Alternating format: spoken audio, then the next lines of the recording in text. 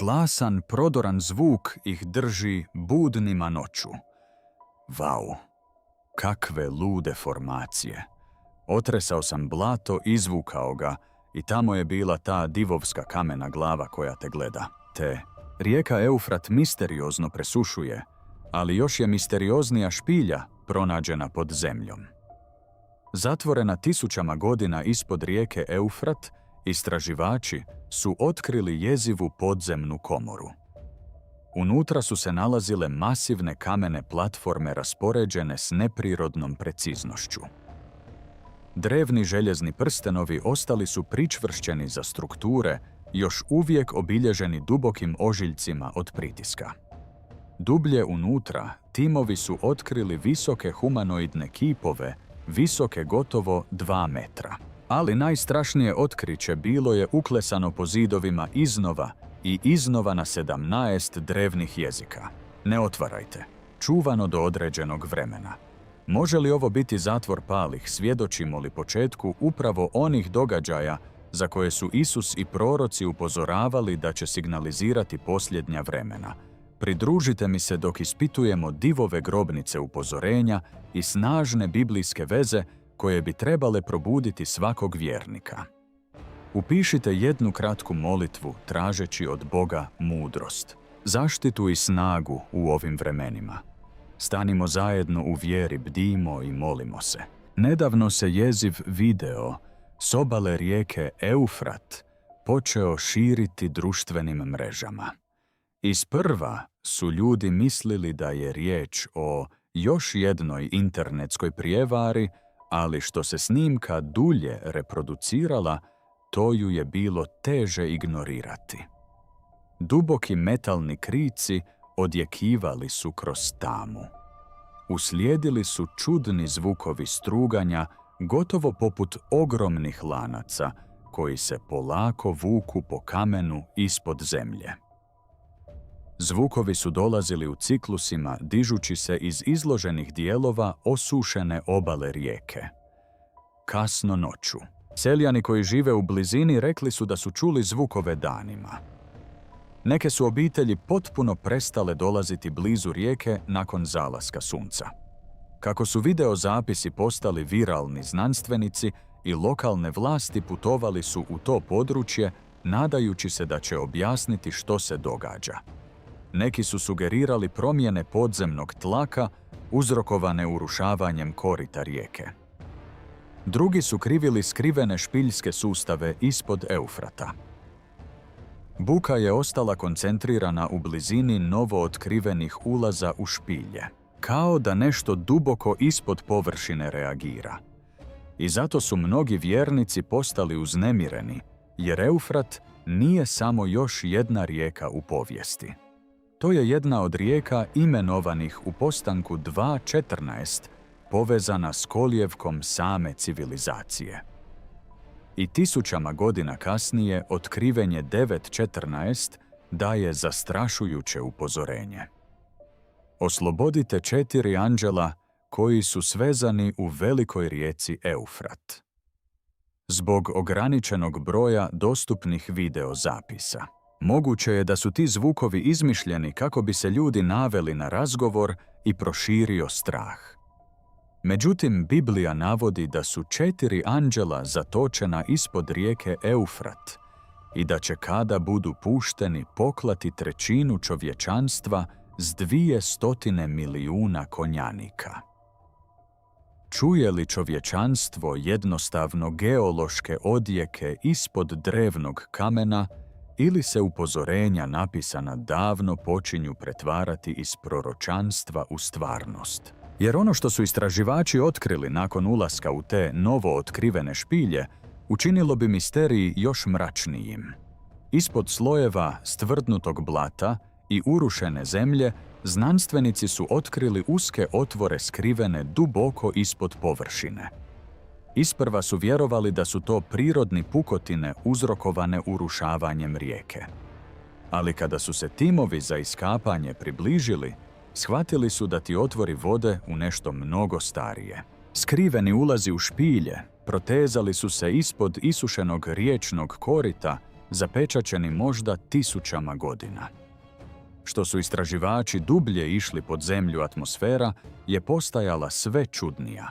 Svjedoci su opisali neprirodnu tišinu toliko tešku da se činilo kao da guta svaki zvuk oko njih.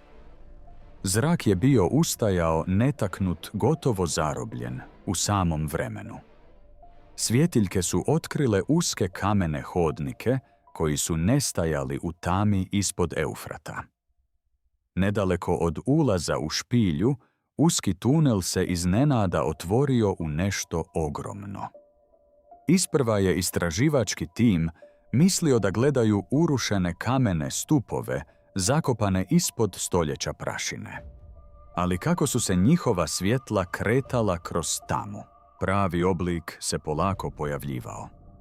Ono što je stajalo pred njima bila je masivna podzemna komora, isklesana duboko ispod samog Eufrata. Zidovi su se protezali daleko izvan dosega njihovih svjetiljki.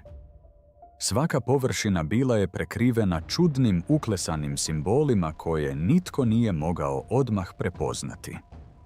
Pismo nije odgovaralo ničemu iz sumerske, adske ili bilo koje poznate mezopotamske civilizacije. Kao da je ovdje u savršenoj izolaciji sačuvan sasvim drugačiji, zaboravljeni sustav pisanja. Ali središte prostorije sve je zaustavilo. 4 ogromne kamene platforme stajale su s neprirodnom preciznošću poredane ispod stropa pećine. Svaka struktura sadržavala je masivne željezne prstenove ugrađene izravno u kamen. Čak i nakon 1000 godina pod zemljom duboki tragovi pritiska ostali su vidljivi oko metala, kao da je nešto nevjerojatno teško nekoć bilo tamo dugo zarobljeno. I mnogim vjernicima jedan je odlomak odmah pao na pamet. Otkrivenje 9.14 bilježi ove jezive riječi. Oslobodite 4 anđela koji su svezani u velikoj rijeci Eufratu. Stoljećima su teolozi raspravljali je li ovo proročanstvo simbolično ili doslovno. Ova 4 anđela nisu sveti Božji glasnici. Oni su pala bića moćna, sputana i držana u čekanju božanskom zapovjedi do točno određenog vremena suda. Apostol Ivan je vidio ovu viziju prije gotovo 2000 godina na otoku Patmosu. Pokazano mu je da su ta bića posebno vezana na Eufratu držana pod kontrolom do dana nevolje, kada će biti puštena da donesu uništenje na zemlju. Sam Bog je postavio granice čak i silama tame. On odlučuje kada, gdje i koliko dugo ostaju vezani. A sada dok se rijeka suši i ove drevne zadržavajuće platforme prvi put u tisućljećima bivaju otkrivene, mnogi se ljudi s drhtavim srcima pitaju je li se približilo vrijeme njihovog oslobađanja. Jer što su dublje timovi prodirali u taj podzemni kompleks, otkrića su postajala sve mračnija. Ali otkrića unutar komore bila su samo početak. Naišli su na veliku hrpu zemlje koja se neprirodno uzdizala s dna špilje. Dok su počeli kopati tlo, se urušilo i otkrilo prizor koji ih je zaustavio u mjestu. Zakopana ispod slojeva prašine i pocrnjelog kamenja bila je masivna glava divovskog humanoidnog kipa. Njegove duboke udubljene oči zurile su u njih uznemirujućim intenzitetom, kao da promatra one koji se usude poremetiti njegov dugi san. Atmosfera unutra postala je nepodnošljivo teška. Nekoliko radnika odbilo je ići dalje nakon što su čuli čudne odjeke kako se kreću kroz tamu. Daljnje iskapanje otkrilo je nešto zapanjujuće i zastrašujuće. Visoki ratnički kipovi, visoki gotovo 2 metra, s isklesanim štitovima, dugom pletenicom i misterioznim simbolima koje nijedan znanstvenik nije mogao u potpunosti protumačiti. Neke su figure izgledale okovane ili postavljene poput stražara, okrenutih dublje u tunele, kao da čuvaju ono što se nalazi iza njih. Lokalni starješine dugo su upozoravale svoj narod da se drži podalje od ovog područja, šapućući da drevni divovi spavaju ispod rijeke. Kako su se snimke ovih kolosalnih figura širile internetom, vjernici su odmah prepoznali njihovu sličnost s nefilima, misterioznim divovima iz davnina. U Postanku 6.4 čitamo: U ono vrijeme na zemlji bijahu divovi, a i poslije toga, kad sinovi Božji ulaziše k kćerima ljudskim i kad im one rađaše djecu, postadoše to silni ljudi koji bijahu od davnina ljudi na glasu. Prije potopa, ta hibridna bića ispunila su zemlju nasiljem i korupcijom, što je dovelo do Božjeg pravednog suda. Njihova prisutnost nikada nije bila slučajna. Označavala je vrijeme kada je granica između duhovnog i fizičkog područja opasno prijeđena. Jesu li ovi divovi trebali ostati skriveni dok se rijeka ne osuši i ne dođe određeno vrijeme? Ali najdublja misterija još je uvijek ležala pred njima tiho, čekajući na zidovima odaje. Kako su istraživači dublje ulazili u srce podzemnog kompleksa, njihova su svjetla otkrila nešto što je prkosilo logičnom objašnjenju. Svaki zid masivne komore bio je prekriven istim svečanim upozorenjem uklesanim više puta na 17 različitih drevnih jezika. Sumerski, aadski, aramejski, protosemetski i staroperzijski natpisi stajali su jedan pored drugog. Lingvisti koji su pregledali spise bili su zapanjeni.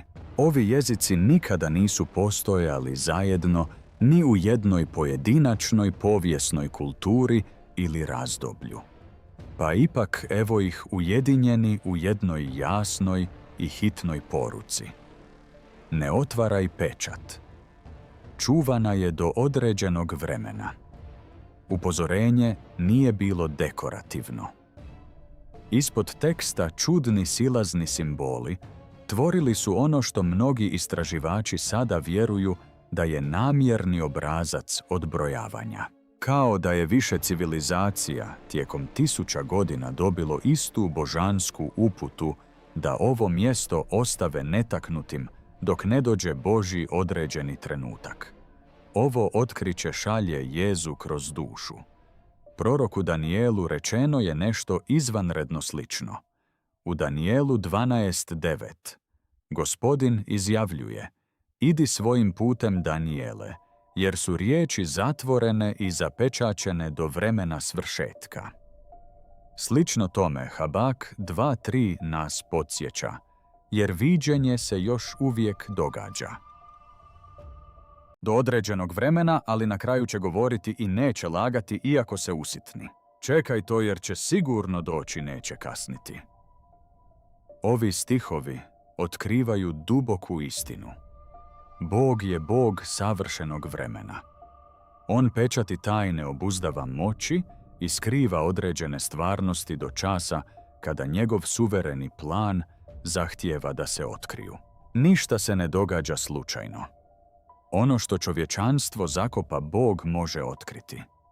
Ono što On zapečati, On može i otpečatiti. Prisutnost ovog višejezičnog upozorenja ispod Eufrata sugerira da ova komora nikada nije bila namijenjena da zauvijek ostane skrivena. Bila je pripremana i zaštićena generacijama za ovo točno godišnje doba. Ako je upozorenje sada otkriveno, znači li to da je konačno došlo određeno vrijeme? Ono što je započelo kao suho, podzemno iskopavanje odjednom je postalo nešto mnogo teže, mnogo opresivnije. Jedan istraživač kasnije je opisao osjećaj kao da sama špilja diše. Bez upozorenja temperature unutar komore pale su za gotovo 12 stupnjeva u roku od nekoliko sekundi. Mraz se počeo stvarati na dijelovima kamenog poda i duž isklesanih zidova, unatoč tome što je područje izvana patilo od brutalne pustinjske vrućine. Nije bilo podzemnih ledenih džepova geotermalnog objašnjenja znanstvenog razloga zašto bi smrznuti zrak iznenada izašao iz dubina ispod umiruće rijeke. Nekoliko članova tima prijavilo je intenzivno stezanje u prsima vrtoglavicu i usporeno vrijeme reakcije što su dublje ulazili u špilju. Svjetiljke su treperile. Radio uređaji su proizvodili statičke signale prije nego što bi se potpuno isključili.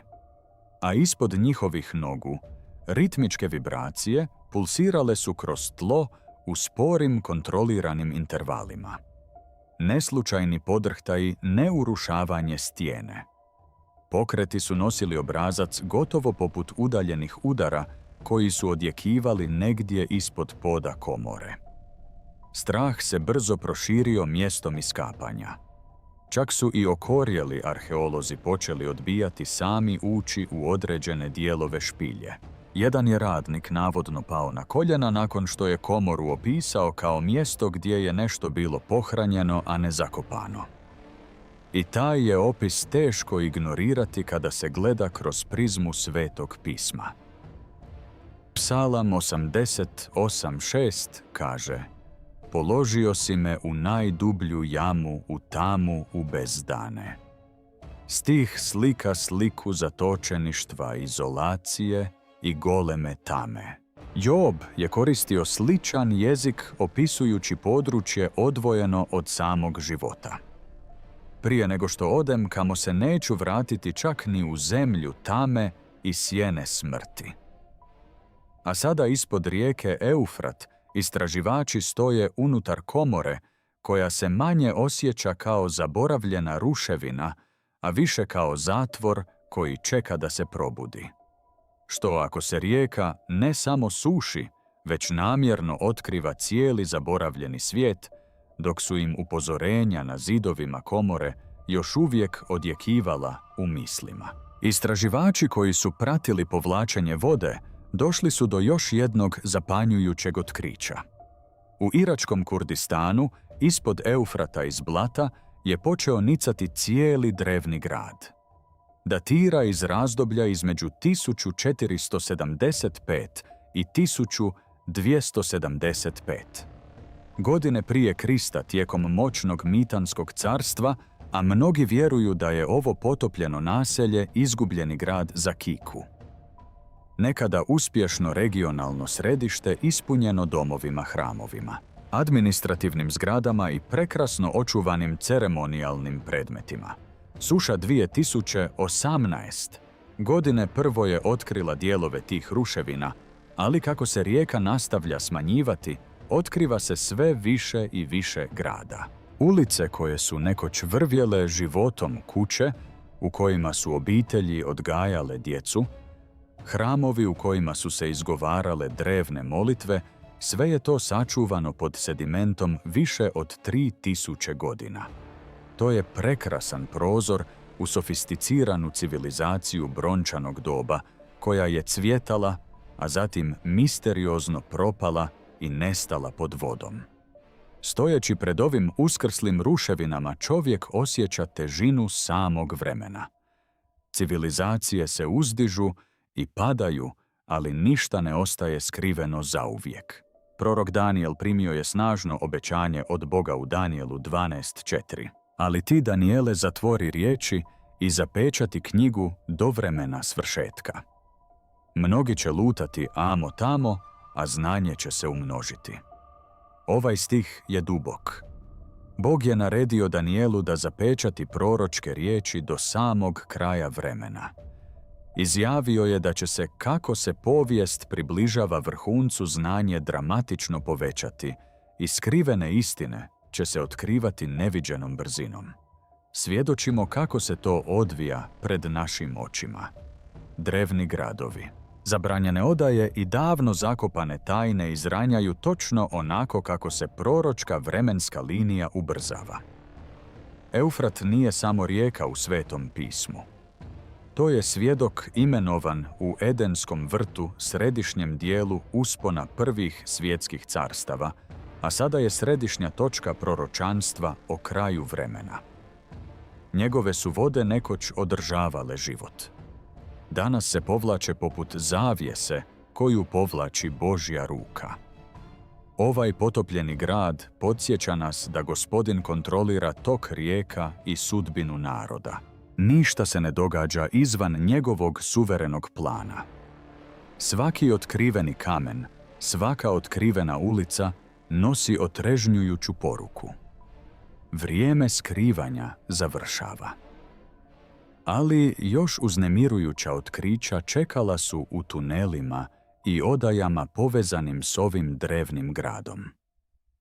Dok su timovi nastavili iskapati tunele i odaje povezane s novo otkrivenim gradom, otkrili su nešto daleko intimnije od kamenih platformi ili divovskih kipova.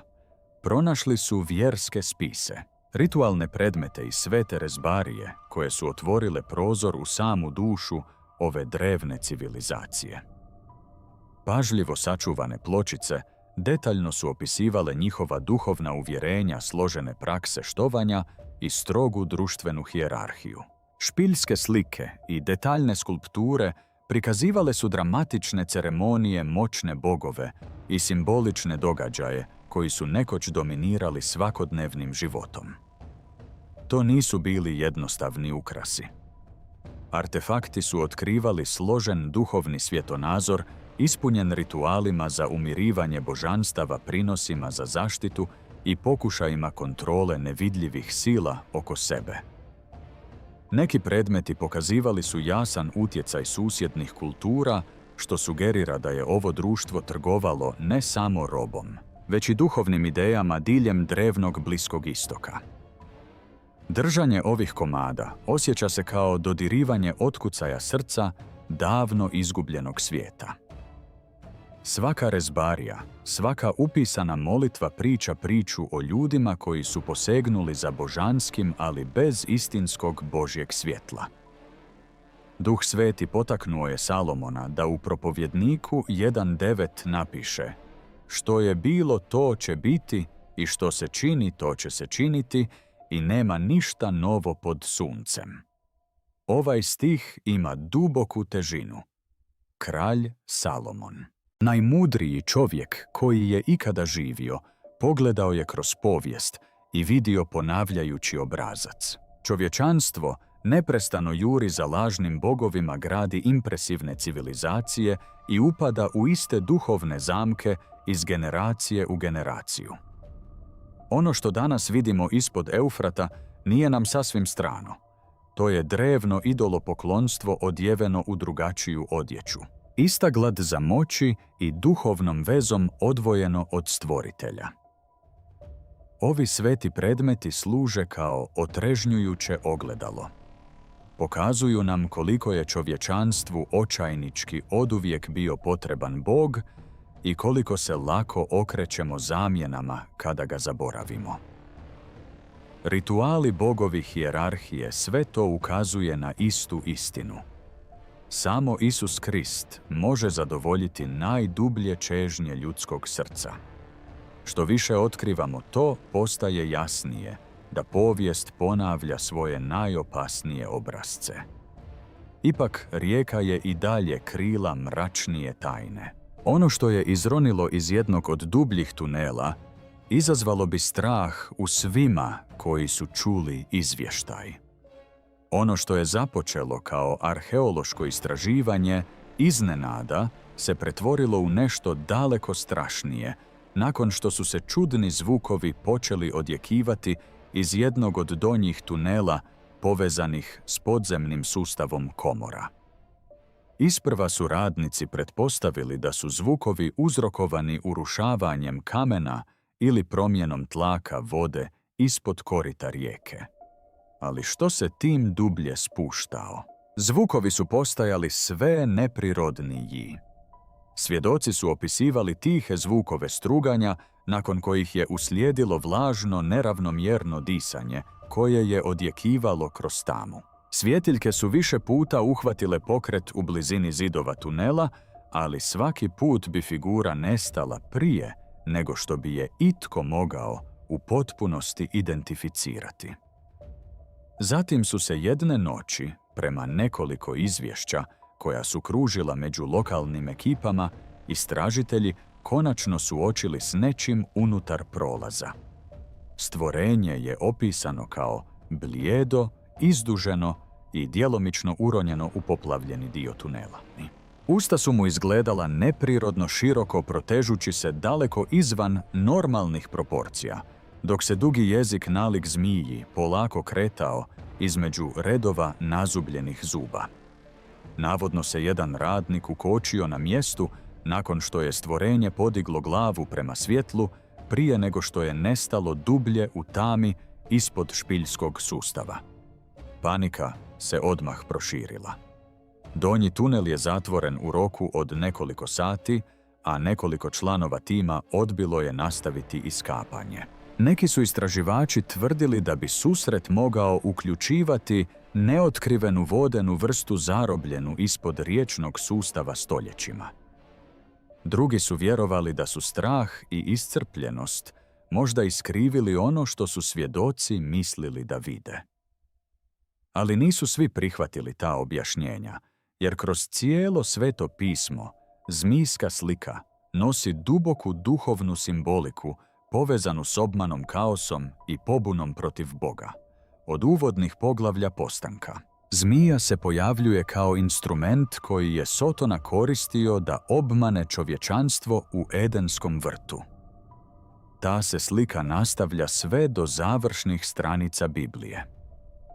Otkrivenje 12.9 upozorava: izbačen je veliki zmaj, stara zmija, koja se zove Đavao i Sotona, koji zavodi sav svijet.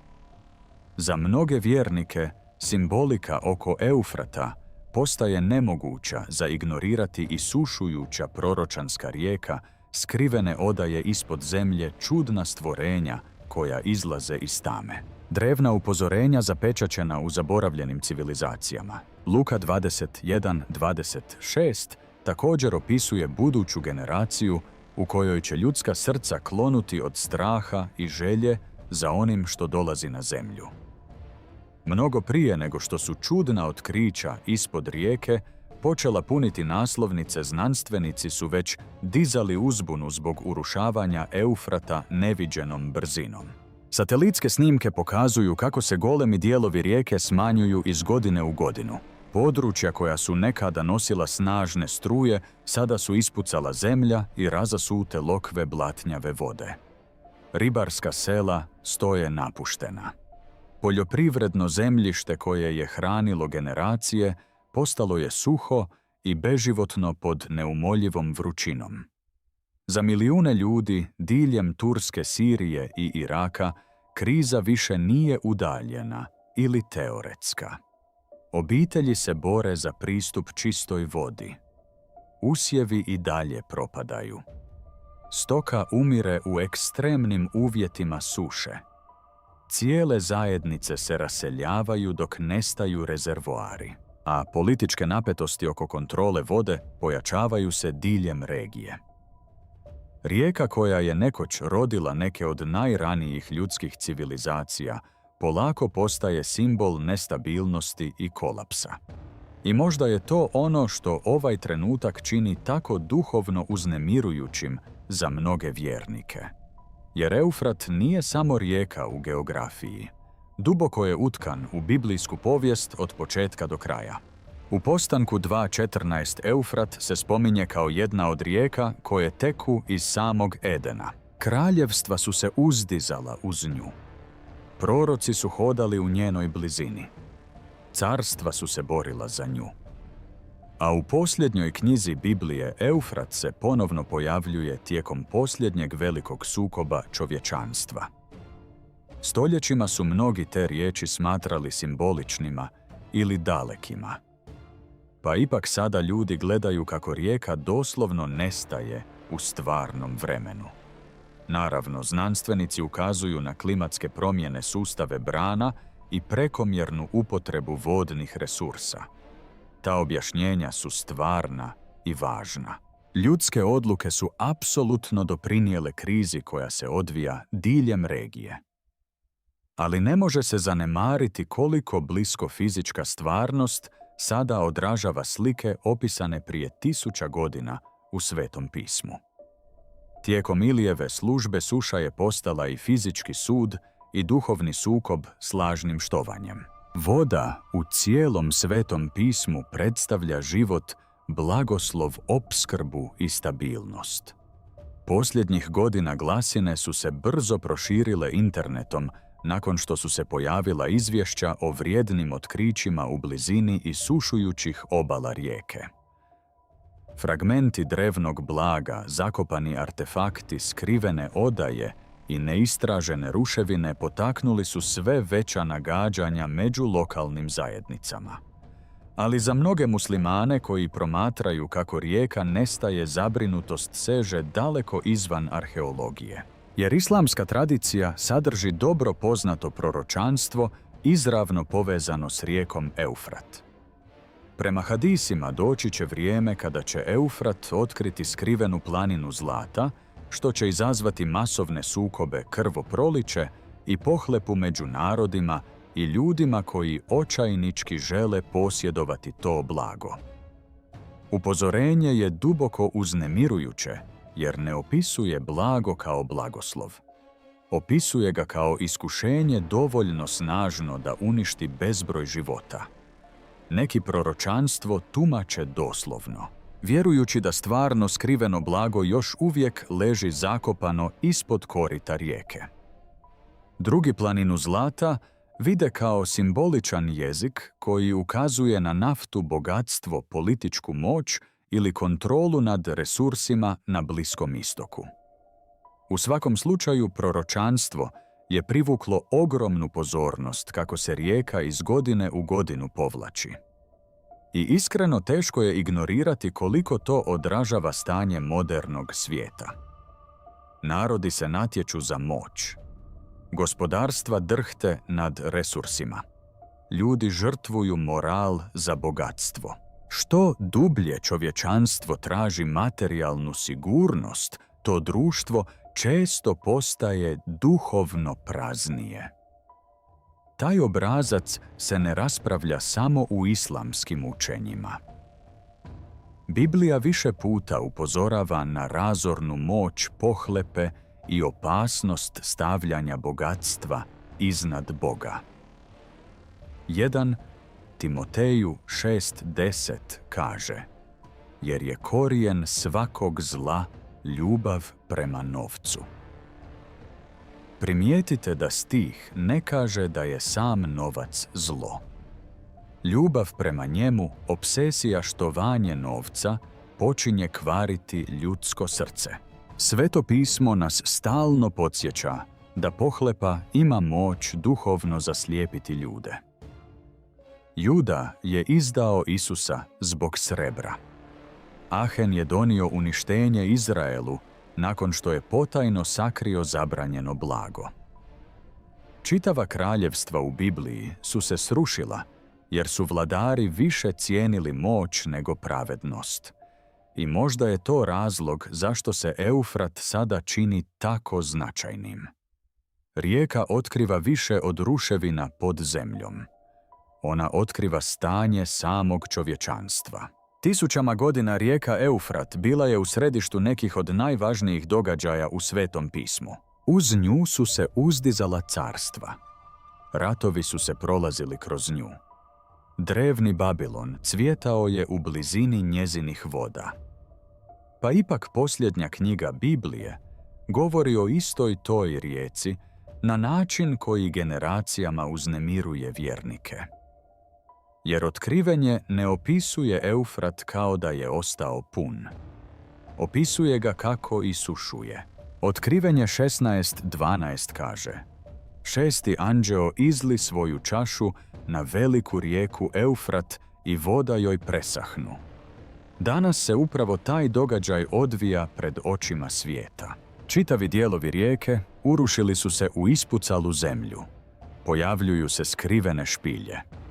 Drevni tuneli ponovno izlaze na površinu. Čudni zvukovi se javljaju diljem regije. Mnogim kršćanima ovi se događaji čine nemogućima za odvojiti od drugog zastrašujućeg odlomka pronađenog ranije u otkrivenju. 9. poglavlje opisuje 4 bića sputana ispod Eufrata do određenog trenutka u povijesti. Oslobodite 4 anđela koji su svezani u velikoj rijeci Eufrat.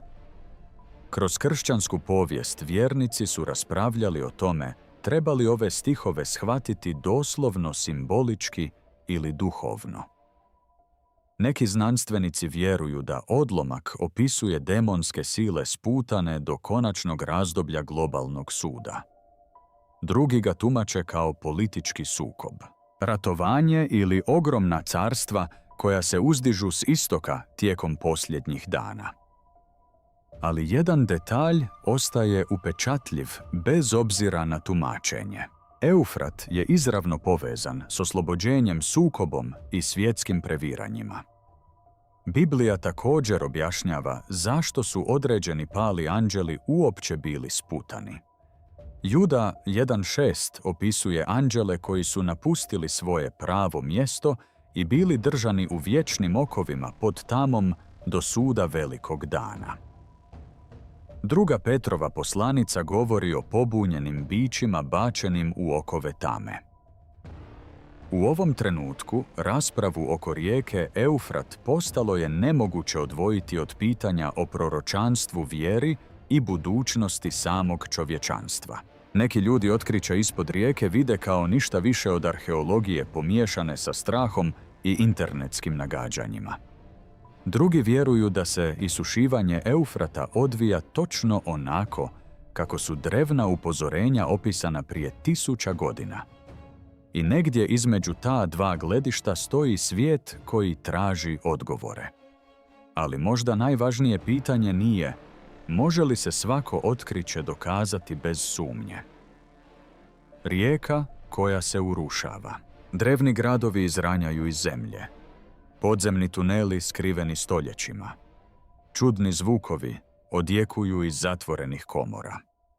Strah se širi među narodima već opterećenima ratom, nestabilnošću, sušom i neizvjesnošću.